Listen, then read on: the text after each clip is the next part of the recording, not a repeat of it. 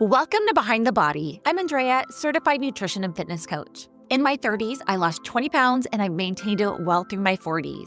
Every week here, we talk about what's really happening with perimenopause and weight gain, what to do about it, and the brutal but beautiful truth about this stage of life.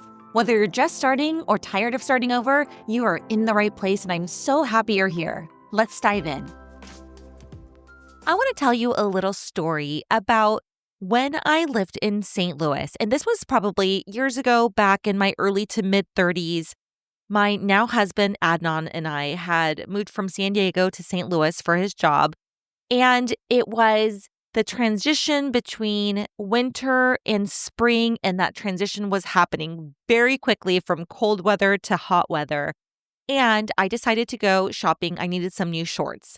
So I went to Nordstrom at a local mall.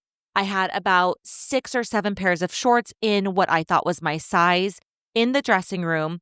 And one after another, none of them fit. Now, if you know Nordstrom, you know that they already have the most terrible overhead lighting, which I will never understand. Just a side note, I think sales would be even more if they had a really flattering lighting, but that's another story.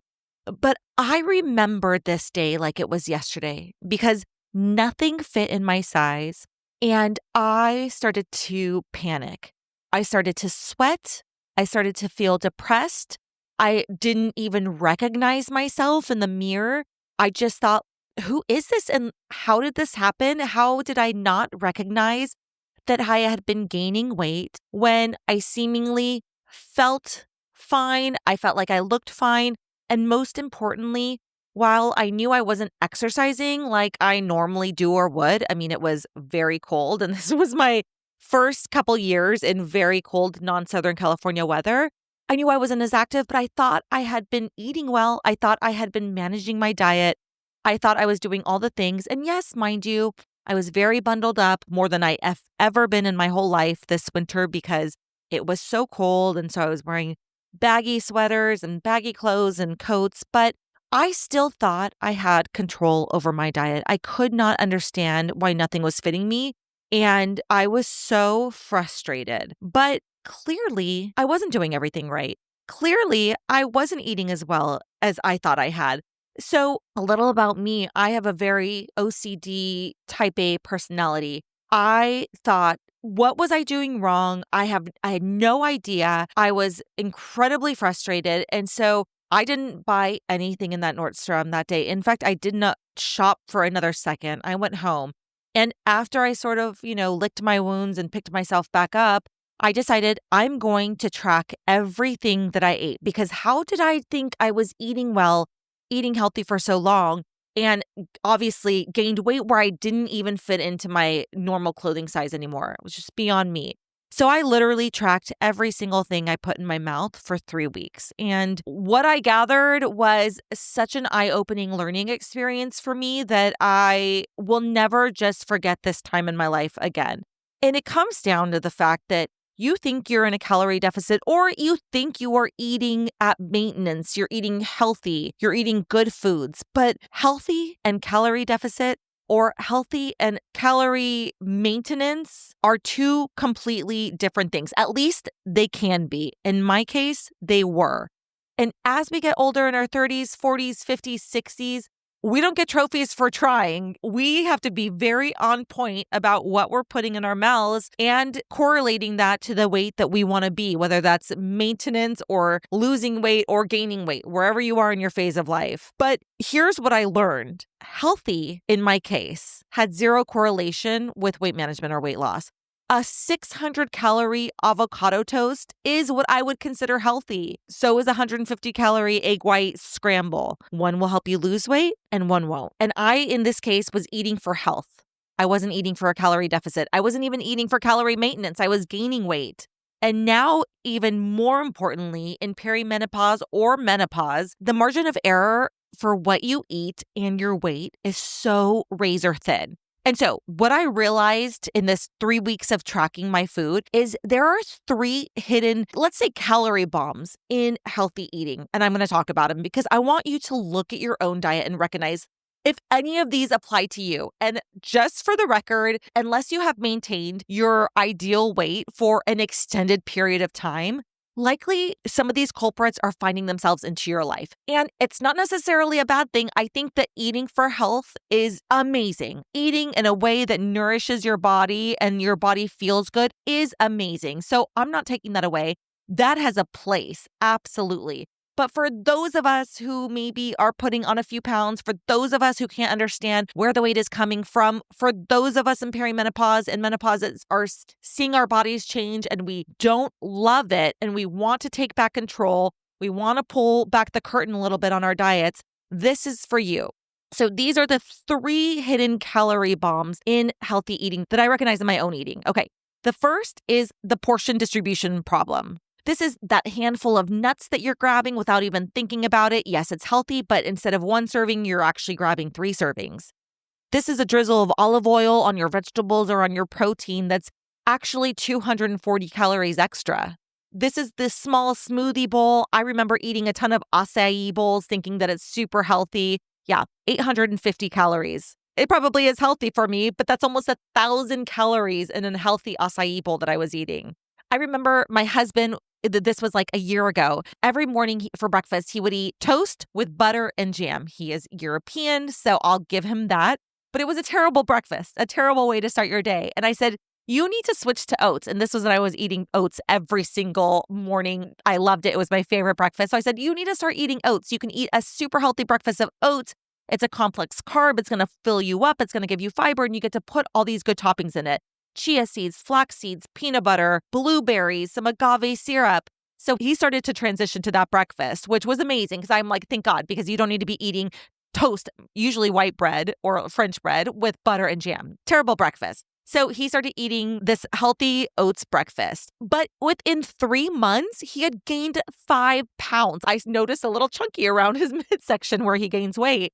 We tracked it back to the fact that his now healthy breakfast that he had transitioned to was upwards of 800 calories. He was putting all of the toppings in it. He was putting walnuts, chia seeds, flax seeds, peanut butter, agave syrup, blueberries. I mean, we counted, there are like 10 ingredients in his healthy oats. And yes, all of those ingredients are so super healthy, but they are also caloric. So he was eating so many more calories than he had thought he had been eating. But knowledge is power. He pulled back on the ingredients and he got it back down, and he still eats oats every morning for breakfast. But it just shows you, like, the portion distribution can get out of control without us even recognizing it. Okay, number 2 is the weekend amnesia effect. So this means you are good Monday through Thursday. You pack your lunches for work. You're eating a healthy breakfast. You're cooking a healthy dinner. You're not snacking too much. But then Friday night rolls around, and this was me. This is where I was going bad. Friday night rolls around, you want to reward yourself for being good all week. And so you're going out with friends, or you feel like not cooking because you cooked all week and you packed your lunch. So Friday night comes with like maybe a couple glasses of wine and eating out, and maybe you order an appetizer or you order dessert. And then Saturday, the same thing, right? You are no longer in your routine. So you're doing fun stuff and you want to disconnect from having just to for me, it was having to cook dinner and prepare all my meals and get out of that monotony. So I wanted to be a little bit more free on the weekends. And you pair that being in your 30s and 40s and 50s and 60s with not moving as much. And yes, in the winter, I was terrible at getting my body moving when it's cold. It just is not my strength. But it just at this phase in life, you're just moving a lot less than you were before. And so your body is not as lenient with these extra calories or with these moments of, going off the rails on the weekends. And so you enjoy yourself. You give yourself a little reprieve from the grind of cooking and having to manage dinners and all that stuff.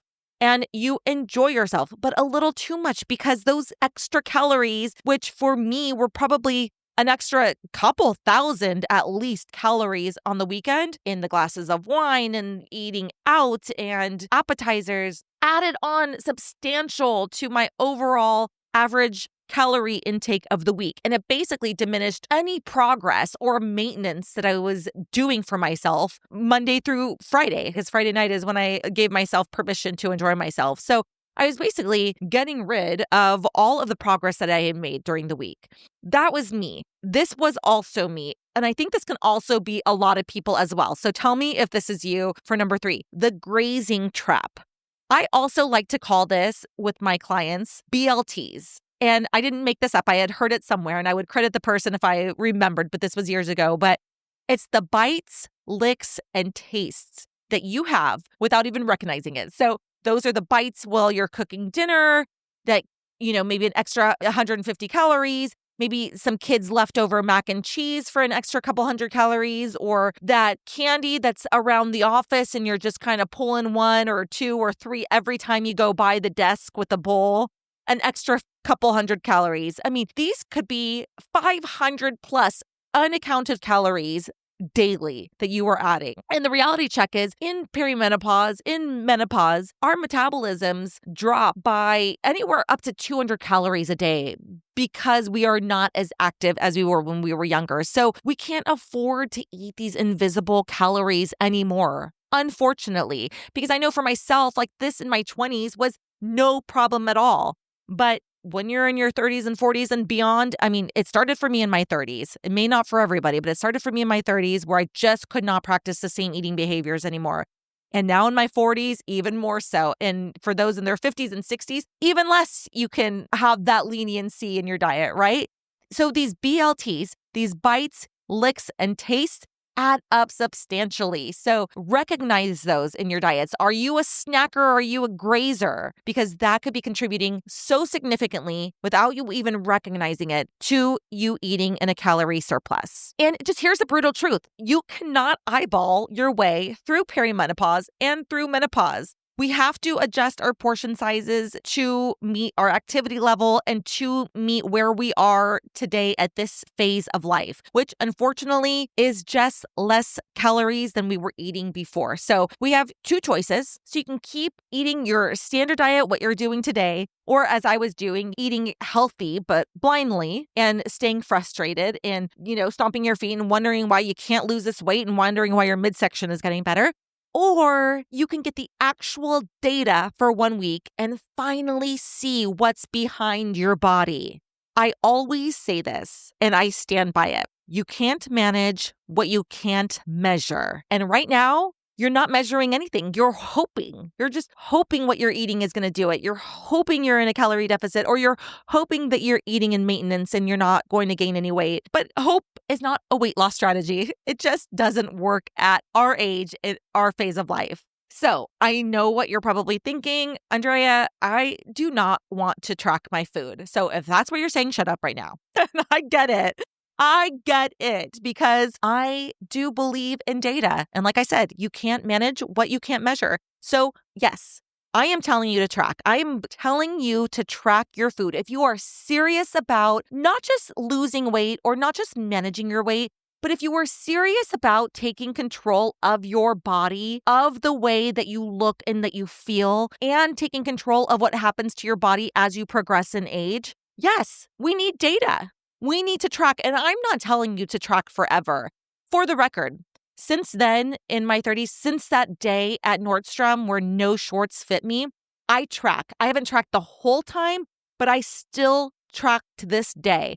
And it is absolutely nothing for me to do so. It is no pain. In fact, I love it. I feel like it's a little puzzle I put together with my calories, with my food to eat the foods I love. I will save that for another podcast, but I still track all the time, every day in MyFitnessPal. Now, I'm not telling you to do that, so don't worry, but we need data. So I am telling you to track for 1 week to see the reality of what you are putting in your mouth. Just 7 days to understand why your jeans may not fit despite eating all that kale and all that salad, why you are gaining weight in your midsection, why, despite all of your efforts, you are not the weight that you want to be or the scale is climbing. After that week, you'll know that your olive oil pour that's healthy for you is 300 calories, not 100. That those small portions that you're eating are actually restaurant-sized portions.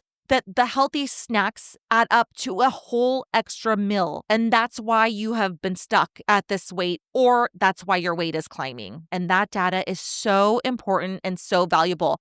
And the great thing about tracking and why I love it so much is that it allows you to be less restrictive with your food. Let me tell you why. Once you know how much you're eating, once you know how many calories you should be eating, you can manage all of your favorite foods to fit within that. So you don't have to cut out carbs. You don't have to cut out peanut butter. You don't have to cut out dark chocolate that you're snacking on at night. You can make it all work. I do. My husband and I are going out to dinner for sushi tonight, and I already have that in my Fitness Pal ready to go, and I will enjoy all the sushi I want because I have planned for it today. So I am making room for that sushi. And that may sound miserable to you, but for me, that is liberating. I feel like I can have it all. Of course, in moderation, because the fact is we are now at an age where we just have to be extra vigilant about what we eat if we want to look and feel a certain way. But I will tell you that it's not going to be amazing to track for 7 days. When you start tracking, you'll want to quit probably by day 3. You'll probably get so over it, you'll be annoyed. You'll see that all the food that you're eating is actually way more calories than you thought, and you'll feel annoyed, betrayed by that. You'll realize that you've been eating above maintenance for a while. And that's a hard truth to learn. It was for me. So I totally understand. When I started tracking, I remember 3 days later, I was like, this is BS. Like, this sucks. Because it was a mirror up to my face. And it's really hard sometimes to reconcile that. And then there's also this fear about needing to be disciplined because you're thinking like, okay, great. Now this mirror is held up to my face. Now I know how many calories I'm eating. I know I'm overeating. And now I have to weigh and track everything forever. And I just don't want to be that disciplined, which I totally get because the weight of having to be disciplined, the weight to take accountability for what you're eating and have to make really hard changes is tough. I'm not going to sugarcoat it. It is tough, but it is only as tough as you make it. Meaning, if that's just the reality, then that's just the reality. Like having to be disciplined and having to take accountability for something you're maybe not ready to change, or you're maybe not ready to make lifestyle or habit changes. I get that that could be a little bit like hands up, like, you're a little bit fearful of that. You're not ready for that. You don't want that yet. And I understand. The thing is like, you don't have to make any changes. I mean, if you don't want to, you don't have to make any changes at all ever to be any certain weight. You could be happy with where you are, and I support that, and good for you. Or you don't have to make changes yet. You can gather the data. You can come to terms with that. You can reconcile that in your mind. And then down the line, maybe you will be ready to make some changes, some lifestyle changes, some habit changes to your eating. It doesn't have to be now. And also, it doesn't have to be forever. Even the discipline part of it, you don't have to do a whole 180, start tracking forever and cut out all these foods and get your calories down. I'm a big proponent about doing the best you can at least 60% of the time, at least more than half of the time. It doesn't have to be 100. It doesn't have to be 80-20 rule. It could be you're going to make some changes, some healthy choices, and make better choices 60% of the time. The other 40% of the time, you keep doing you. You keep living your life. Because even making better choices 60% of the time is going to help you achieve your goal. It may be a little slower than if you were going to go at 70% or 80%, but you will absolutely get there. So you do you at your pace. But I understand that discipline fear and feeling like now everything has to change when you're not ready or you're not prepared for that. You have permission to be human. Trust me, we all are. And I think the more aware we are of our emotions and what we're willing to change or not willing to change at this current moment in our current state is half the battle, being honest with yourself. And if you do decide to track and you think that that's the direction you want to go, again, I encourage it for 7 days at least. But some days you'll forget to track. Some days you'll only track Monday and Tuesday and then say, F it. That's still data. So it's still valuable. You'll still want to use that. So anything is better than nothing. Even tracking badly will teach you more about your eating habits than any other month of eating healthy or eating blindly. Okay, so if we want to track, how do we move forward with that? Where do we go? I think the easiest way is to download MyFitnessPal. That's what I've used for years. It's very intuitive. It has a lot of data already inside of it. And it helps you very easily enter your food, whether that's scanning barcodes, scanning your plate, or just manually entering it. But I find it to be very, very simple. There is a free plan that is good enough, so you don't have to pay $1 out of pocket if you don't want. And it's easy just to enter all of your information in there. And I think the important thing to know is don't judge yourself. Don't adjust when you're entering information. Just observe. Just get the data. And after a few days or a week of tracking, you'll immediately see 2 or 3 easy swaps that'll probably save you 300 calories or more. For me back then, it was how much olive oil I was consuming because I thought olive oil was good for you. It was heart healthy. It brings down inflammation, which it does. It has great benefits for you. But with just pouring olive oil in for everything I was cooking blindly, it added hundreds of calories onto my meal. And now I use a spray, which for me is good enough. Once in a while, I'll use a little drizzle of olive oil. But I mean, I eliminated hundreds of calories right there because I don't even care about olive oil that much. It doesn't even add that much value to my food. So for me, that was an easy swap to save hundreds of calories. MyFitnessPal will allow you to see that. Another option is the portion anchor method. And this is for you to pick your most 5 common meals. Measure them just once. Get a scale on Amazon. They're $10. They're super cheap to learn what a real portion looks like. This is so important because when I started weighing my food, I did this when I turned 40. I mean, I remember it like it was yesterday, the disappointment that I experienced when I learned what a tablespoon of peanut butter was. I love peanut butter. I love almond butter. And when I realized that my quote unquote 1 tablespoon that I was giving myself was actually 2 tablespoons, and realizing what 1 tablespoon of peanut butter was so depressing. It was so sad.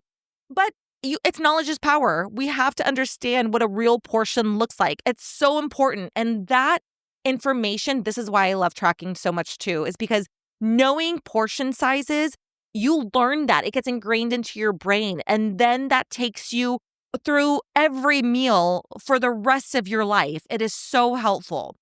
So measure your meals, your 5 most common meals, just once to learn what a real portion looks like. And then use visual anchors. So a palm of protein, a fist of carbs, a thumb of fat. These are portion sizes that are recommended. And then you can eyeball with accuracy instead of just trying to guess whenever you're making yourself a plate of food.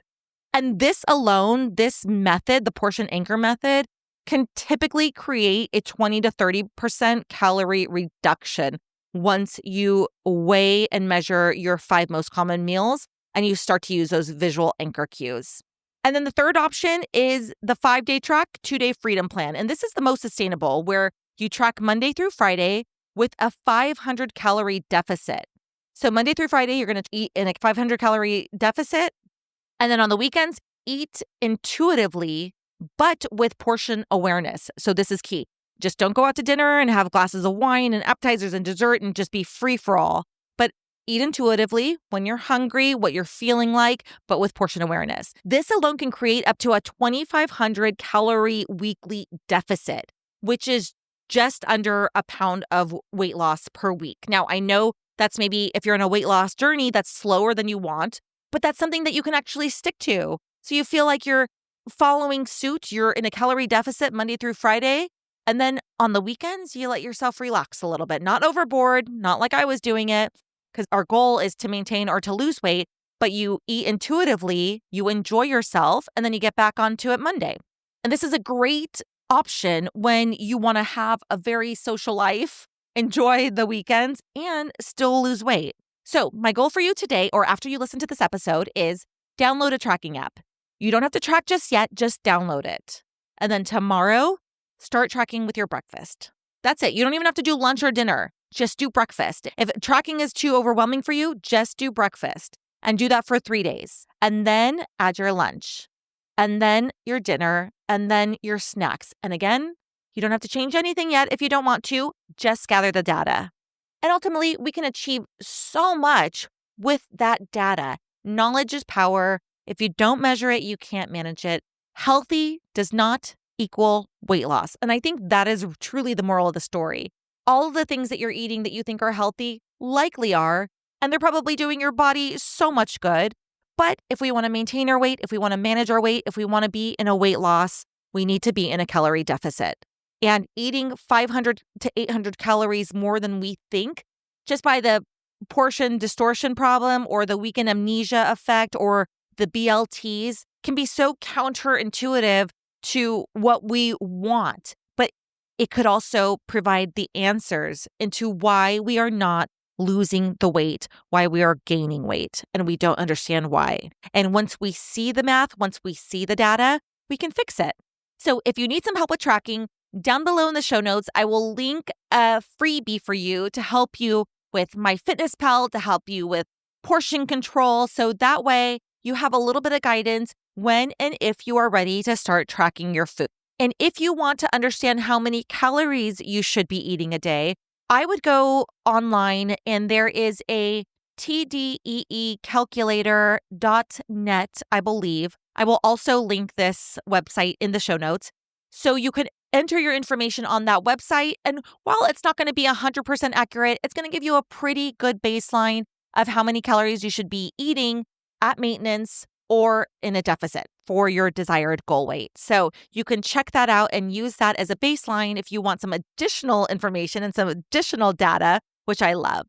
But I am all about no diet, no restriction, just honest portions that are aligned with our goals. So that's the key. I hope you found this helpful. If you have any questions at all, you can find me on social media at behindthebody.co. If you haven't already, sign up for my weekly newsletter at behindthebody.com/newsletter. And there you will get all the stories, tips, things I'm loving, just information that's super helpful to help you achieve your goals in this real world, in this phase of our lives. So sign up at behindthebody.com/newsletter. And I will talk to you next Monday. Happy tracking.